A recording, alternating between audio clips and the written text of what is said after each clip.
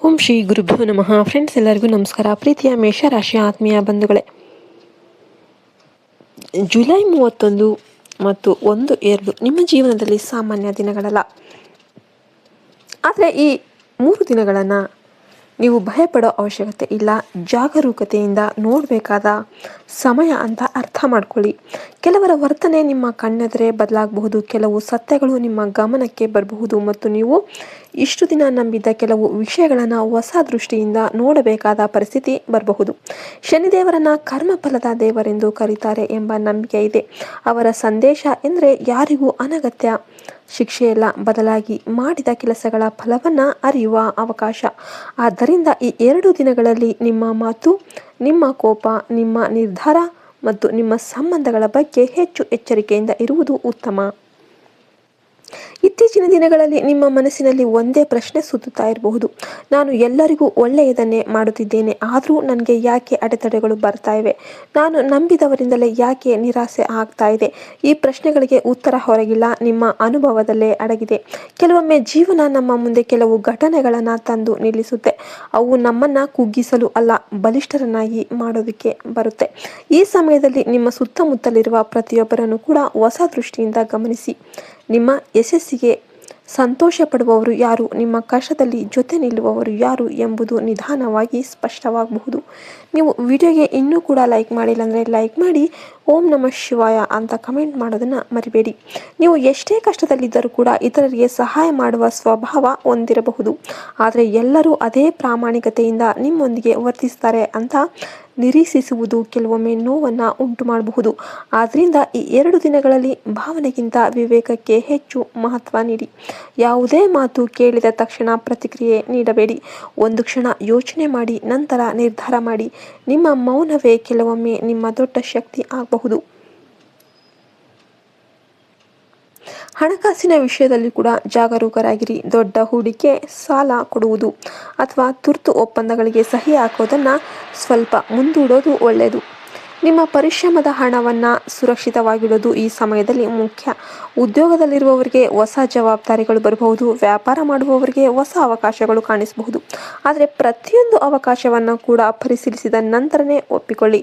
ಕುಟುಂಬದಲ್ಲಿ ಸಣ್ಣ ಭಿನ್ನಾಭಿಪ್ರಾಯಗಳು ಉಂಟಾದರೂ ಕೂಡ ಅವುಗಳನ್ನು ದೊಡ್ಡದಾಗಿಸಬೇಡಿ. ಶಾಂತವಾಗಿ ಮಾತನಾಡಿದರೆ ಅನೇಕ ಸಮಸ್ಯೆಗಳು ಸುಲಭವಾಗಿ ಪರಿಹಾರ ಆಗುತ್ತೆ. ನಿಮ್ಮ ಮಾತುಗಳಿಂದ ಯಾರ ಮನಸ್ಸಿಗೂ ನೋವಾಗದಂತೆ ನೋಡಿಕೊಳ್ಳಿ. ನೀವು ತಾಳ್ಮೆಯಿಂದ ವರ್ತಿಸಿದರೆ ಪರಿಸ್ಥಿತಿ ನಿಮ್ಮ ಪರವಾಗಿ ತಿರುಗಬಹುದು.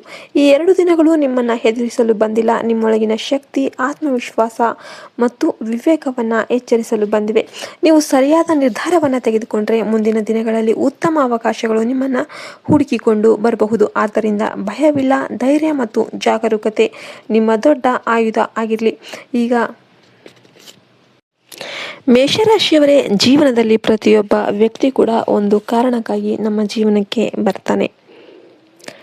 ನೀವು ವಿಡಿಯೋಗೆ ಇನ್ನೂ ಕೂಡ ಲೈಕ್ ಮಾಡಿಲ್ಲ ಅಂದರೆ ದಯವಿಟ್ಟು ಒಂದು ಲೈಕ್ ಮಾಡಿ ನಮ್ಮನ್ನು ಪ್ರೋತ್ಸಾಹ ಮಾಡಿ ಮತ್ತು ಓಂ ನಮಃ ಶಿವಾಯ ಅಂತ ಕಮೆಂಟ್ ಮಾಡೋದನ್ನು ಮರಿಬೇಡಿ. ಆ ಪರಮಾತ್ಮನ ಕೃಪೆ ನಿಮ್ಮ ಕುಟುಂಬಕ್ಕೆ ಸದಾ ಇರುತ್ತೆ.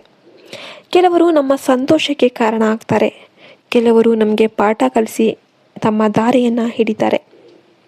ಜುಲೈ 31, 1-2 ನಿಮ್ಮ ಜೀವನದಲ್ಲೂ ಕೂಡ ಇಂತಹ ಒಂದು ಮಹತ್ವದ ಅರಿವು ನಿಮಗೆ ಮೂಡಬಹುದು. ನೀವು ಬಹಳ ದಿನಗಳಿಂದ ನಂಬಿಕೊಂಡಿದ್ದ ಒಬ್ಬ ವ್ಯಕ್ತಿಯ ಬಗ್ಗೆ ಹೊಸ ಸತ್ಯ ನಿಮ್ಮ ಗಮನಕ್ಕೆ ಬರಬಹುದು. ಅದು ನಿಮ್ಮ ಕುಟುಂಬದ ಆಗಿರಬಹುದು, ಸ್ನೇಹಿತ ಆಗಿರ್ಬೋದು ಅಥವಾ ಕೆಲಸದ ಸ್ಥಳದಲ್ಲಿರುವ ಯಾರಾದರೂ ಒಬ್ಬರು ಆಗಿರಬಹುದು. ಆದರೆ ಒಂದು ವಿಷಯವನ್ನು ನೆನಪಿಟ್ಕೊಳ್ಳಿ, ಕೇವಲ ಅನುಮಾನದಿಂದ ಯಾವುದೇ ಸಂಬಂಧವನ್ನು ಮುರಿಯಬೇಡಿ. ಸತ್ಯವನ್ನು ಪರಿಶೀಲನೆ ಮಾಡಿ ನಂತರನೇ ನಿರ್ಧಾರ ತೆಗೆದುಕೊಳ್ಳಿ. ಈ ದಿನಗಳಲ್ಲಿ ನಿಮ್ಮ ಮಾತುಗಳಿಗೆ ವಿಶೇಷ ಮಹತ್ವ ಸಿಗಲಿದೆ. ನೀವು ಹೇಳುವ ಒಂದು ವಾಕ್ಯವೇ ಸಂಬಂಧವನ್ನು ಗಟ್ಟಿಗೊಳಿಸಬಹುದು ಅಥವಾ ದೂರ ಮಾಡಬಹುದು. ಆದ್ದರಿಂದ ಕೋಪದಲ್ಲಿ ಮಾತನಾಡೋದನ್ನು ತಪ್ಪಿಸಿ. ನಿಮ್ಮನ್ನು ಕೆಣಕುವವರ ಮಾತಿಗೆ ತಕ್ಷಣ ಪ್ರತಿಕ್ರಿಯಿಸದೆ ಶಾಂತವಾಗಿ ಪರಿಸ್ಥಿತಿಯನ್ನು ಗಮನಿಸಿ. ಕೆಲವೊಮ್ಮೆ ಮೌನವೇ ಅತ್ಯುತ್ತಮ ಉತ್ತರವಾಗಿರುತ್ತೆ. ಕೆಲವರಿಗೆ ಹಳೆಯ ಸ್ನೇಹಿತರಿಂದ ಅನಿರೀಕ್ಷಿತ ಫೋನ್ ಕಾಲ್ ಅಥವಾ ಸಂದೇಶ ಬರಬಹುದು. ಬಹಳ ವರ್ಷಗಳಿಂದ ದೂರವಾಗಿದ್ದ ವ್ಯಕ್ತಿ ಮತ್ತೆ ನಿಮ್ಮ ಜೀವನಕ್ಕೆ ಬರೋದಕ್ಕೆ ಪ್ರಯತ್ನ ಮಾಡ್ತಿರಬಹುದು. ಈ ಸಂದರ್ಭದಲ್ಲೂ ಕೂಡ ಹಳೆಯ ನೋವನ್ನು ಮರೆಯದೆ ಆದರೆ ಹೊಸ ಅವಕಾಶವನ್ನು ವಿವೇಕದಿಂದ ನೋಡಿ. ಎಲ್ಲರನ್ನೂ ಕೂಡ ಮತ್ತೆ ನಂಬಬೇಕೆಂತ ಅವಶ್ಯಕತೆ ಏನೂ ಇಲ್ಲ, ಆದರೆ ಎಲ್ಲರನ್ನೂ ಕೂಡ ಶತ್ರುಗಳಂತ ನೀವು ಭಾವಿಸೋದಕ್ಕೆ ಹೋಗಬೇಡಿ. ಕುಟುಂಬದ ವಿಷಯದಲ್ಲಿ ಕೂಡ ಹಿರಿಯರ ಸಲಹೆ ಪಡೆಯಿರಿ.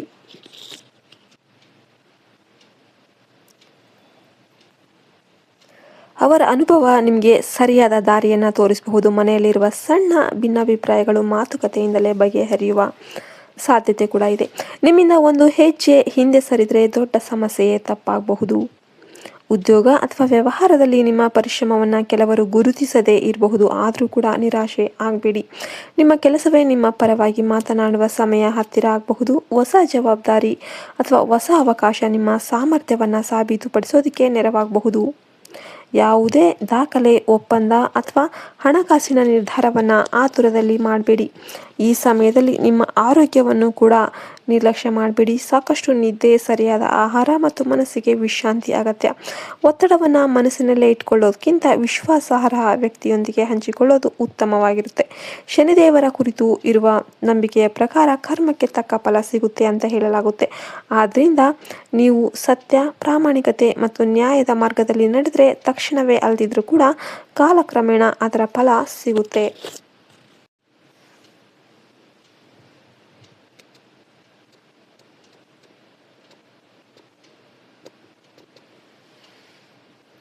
ಆದ್ದರಿಂದ ನೀವು ಯಾವಾಗಲೂ ಕೂಡ ಪ್ರಾಮಾಣಿಕತೆ ಮತ್ತು ನ್ಯಾಯದ ಮಾರ್ಗದಲ್ಲಿ ನಡೆದಿದ್ದೆ ಆದರೆ ತಕ್ಷಣ ಅಲ್ದಿದ್ರೂ ಕೂಡ ಕಾಲಕ್ರಮೇಣ ನಿಮಗೆ ಒಳ್ಳೆ ಫಲ ಅನ್ನೋದು ಸಿಗುತ್ತೆ. ಈ 2 ದಿನಗಳು ನಿಮ್ಮನ್ನು ಪರೀಕ್ಷೆ ಮಾಡ್ತಾ ಇದೆ ಅಂತ ಅನಿಸುತ್ತೆ. ನಿಮ್ಮೊಳಗಿನ ಶಕ್ತಿಯನ್ನು ಹೊರತರುವ ಅವಕಾಶ ಕೂಡ ಇದು ಆಗಿರಬಹುದು. ಮೇಷರಾಶಿಯವರೇ, ಈಗ ನಿಮ್ಮ ಜೀವನದ ಮತ್ತೊಂದು ಪ್ರಮುಖ ಕ್ಷೇತ್ರವಾದ ಹಣಕಾಸು, ಉದ್ಯೋಗ ಮತ್ತು ಭವಿಷ್ಯದ ಅವಕಾಶಗಳ ಬಗ್ಗೆ ಮಾತನಾಡೋಣ.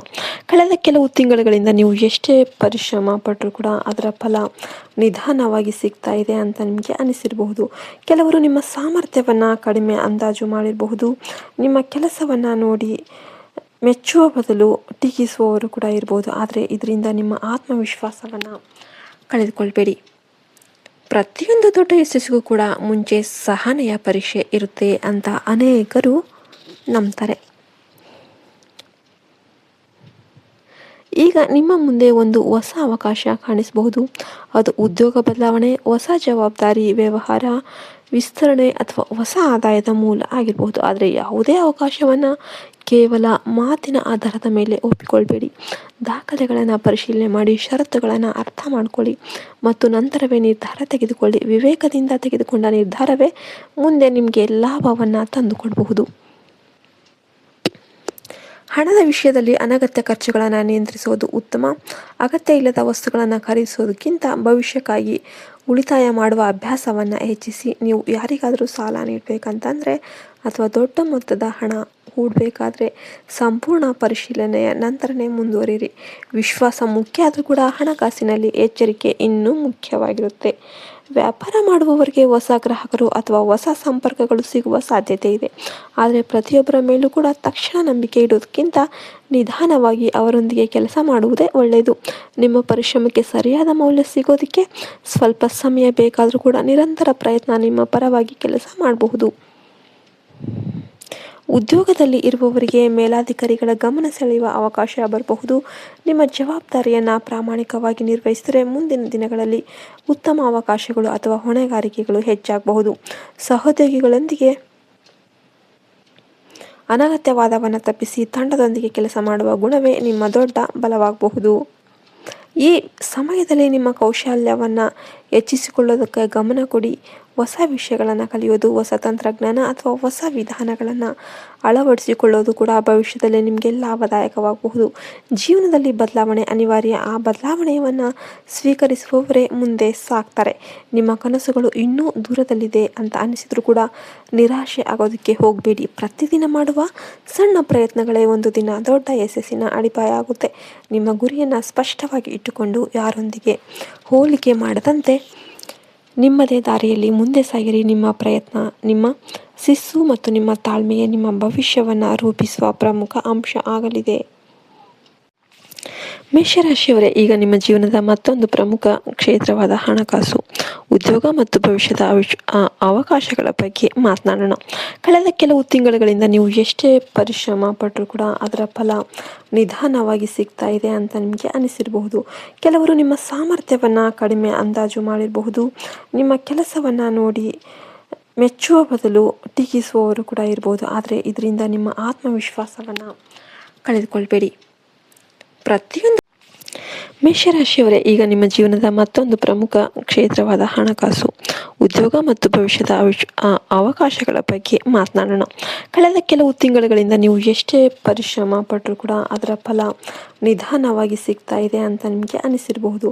ಕೆಲವರು ನಿಮ್ಮ ಸಾಮರ್ಥ್ಯವನ್ನು ಕಡಿಮೆ ಅಂದಾಜು ಮಾಡಿರಬಹುದು. ನಿಮ್ಮ ಕೆಲಸವನ್ನು ನೋಡಿ ಮೆಚ್ಚುವ ಬದಲು ಟೀಕಿಸುವವರು ಕೂಡ ಇರ್ಬೋದು. ಆದರೆ ಇದರಿಂದ ನಿಮ್ಮ ಆತ್ಮವಿಶ್ವಾಸವನ್ನು ಕಳೆದುಕೊಳ್ಬೇಡಿ. ಪ್ರತಿಯೊಂದು ಮೇಷರಾಶಿಯವರೇ, ಈಗ ನಿಮ್ಮ ಜೀವನದ ಮತ್ತೊಂದು ಪ್ರಮುಖ ಕ್ಷೇತ್ರವಾದ ಹಣಕಾಸು, ಉದ್ಯೋಗ ಮತ್ತು ಭವಿಷ್ಯದ ಅವಕಾಶಗಳ ಬಗ್ಗೆ ಮಾತನಾಡೋಣ. ಕಳೆದ ಕೆಲವು ತಿಂಗಳುಗಳಿಂದ ನೀವು ಎಷ್ಟೇ ಪರಿಶ್ರಮ ಪಟ್ಟರೂ ಕೂಡ ಅದರ ಫಲ ನಿಧಾನವಾಗಿ ಸಿಗ್ತಾ ಇದೆ ಅಂತ ನಿಮಗೆ ಅನಿಸಿರಬಹುದು. ಕೆಲವರು ನಿಮ್ಮ ಸಾಮರ್ಥ್ಯವನ್ನು ಕಡಿಮೆ ಅಂದಾಜು ಮಾಡಿರಬಹುದು. ನಿಮ್ಮ ಕೆಲಸವನ್ನು ನೋಡಿ ಮೆಚ್ಚುವ ಬದಲು ಟೀಕಿಸುವವರು ಕೂಡ ಇರ್ಬೋದು. ಆದರೆ ಇದರಿಂದ ನಿಮ್ಮ ಆತ್ಮವಿಶ್ವಾಸವನ್ನು ಕಳೆದುಕೊಳ್ಬೇಡಿ. ಪ್ರತಿಯೊಂದು ಮೇಷರಾಶಿಯವರೇ, ಈಗ ನಿಮ್ಮ ಜೀವನದ ಮತ್ತೊಂದು ಪ್ರಮುಖ ಕ್ಷೇತ್ರವಾದ ಹಣಕಾಸು, ಉದ್ಯೋಗ ಮತ್ತು ಭವಿಷ್ಯದ ಅವಕಾಶಗಳ ಬಗ್ಗೆ ಮಾತನಾಡೋಣ. ಕಳೆದ ಕೆಲವು ತಿಂಗಳುಗಳಿಂದ ನೀವು ಎಷ್ಟೇ ಪರಿಶ್ರಮ ಪಟ್ಟರೂ ಕೂಡ ಅದರ ಫಲ ನಿಧಾನವಾಗಿ ಸಿಗ್ತಾ ಇದೆ ಅಂತ ನಿಮಗೆ ಅನಿಸಿರಬಹುದು. ಕೆಲವರು ನಿಮ್ಮ ಸಾಮರ್ಥ್ಯವನ್ನು ಕಡಿಮೆ ಅಂದಾಜು ಮಾಡಿರಬಹುದು. ನಿಮ್ಮ ಕೆಲಸವನ್ನು ನೋಡಿ ಮೆಚ್ಚುವ ಬದಲು ಟೀಕಿಸುವವರು ಕೂಡ ಇರ್ಬೋದು. ಆದರೆ ಇದರಿಂದ ನಿಮ್ಮ ಆತ್ಮವಿಶ್ವಾಸವನ್ನು ಕಳೆದುಕೊಳ್ಬೇಡಿ. ಪ್ರತಿಯೊಂದು